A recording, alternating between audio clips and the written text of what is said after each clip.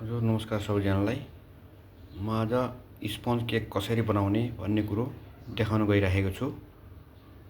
म यहाँ 1 क्रेट अन्डा लिएर यो अन्डालाई 1 बाइ 1 यो मिक्सर मेसिनमा फुटाएर हाल्दैछु। 30 वटा अन्डा सब फुटाएर मिक्सर बोलमा राखिसकेको छु। म अब यसमा 1 केजी चिनी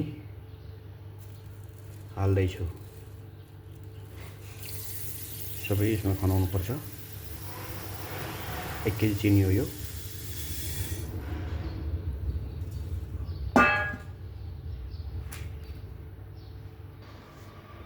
अब यसमा 2 बिर्का जति 2 टेबल स्पुन जति भनिला एसेन्स हाल्नुपर्छ।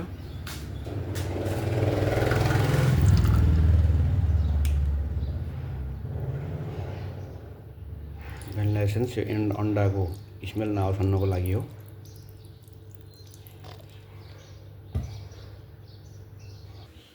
यो अन्डा चिनीको मिश्रण मिक्सर मेसिनमा हालेर मिडियम स्पिडमा 2-3 मिनट चलाइदिनु पर्छ।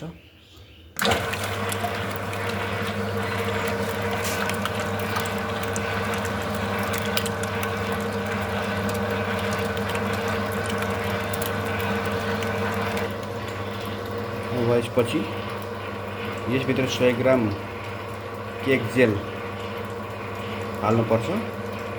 यो केक जेलले के गर्छ भन्दाखेरि अन्डा र यो चिनीको जुन मिश्रण छ नि त्यसको भोल्युम चाहिँ इन्क्रिज गर्छ, वृद्धि गर्छ र स्पन्जको क्वान्टिटी पनि धेरै निस्किन्छ र वेल कुक राम्रोसँग पनि पाक्छ।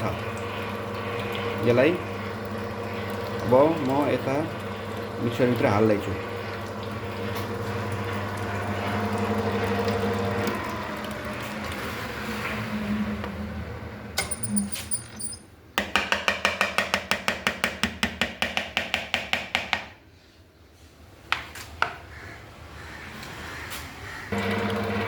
अब यसको भोल्युम चाहिँ स्पिड गर्नुपर्छ।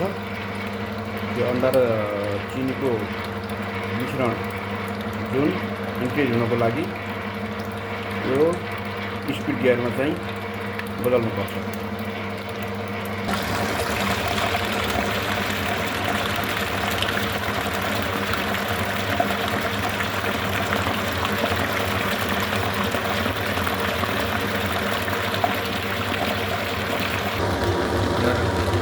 हाम्रो बटर रेडी हुँदैछ। इन्क्रिज भएर फुलेर माथि आइसकेको छ। यसमा हामी 1 किलो मैदा र 100 ग्राम कोको पाउडर एड गर्छौँ। 1 केजी मैदा र 100 ग्राम कोको पाउडर यो मिक्स गरेर मिक्सरभित्र बिस्तारै बिस्तारै हाल्दै जाने र चलाउँदै जाने।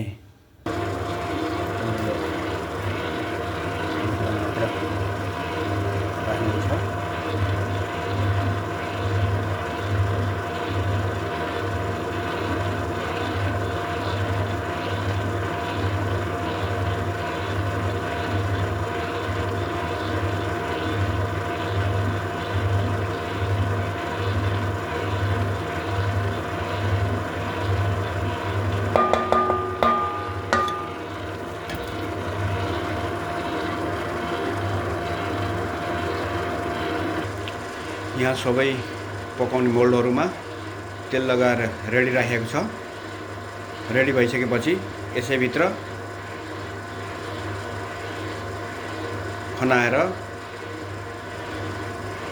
125 डिग्री सेन्टिग्रेडमा आधा घण्टाको लागि हामी प्रिहिटेड ओभनमा बेक गर्दैछौँ।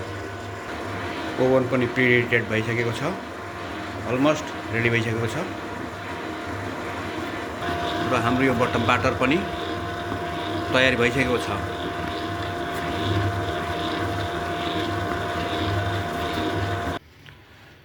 यो हाम्रो बाटर पकाउनको लागि बेक गर्नको लागि एकदम तयारी अवस्थामा छ।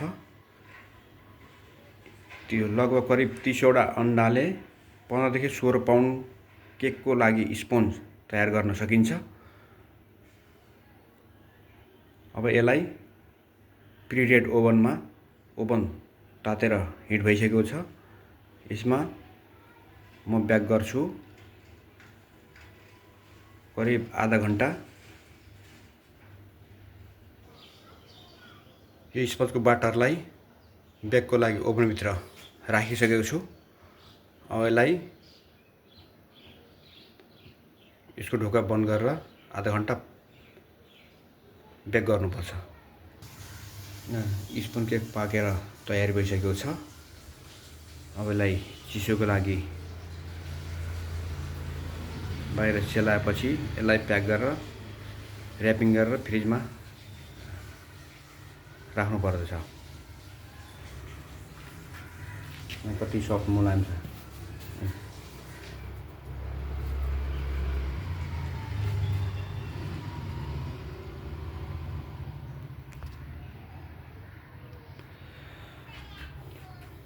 मेरो भिडियो हेर्दै भएको सबैलाई मरिमरि धन्यवाद। मेरो भिडियोलाई सक्दो सेयर गरेर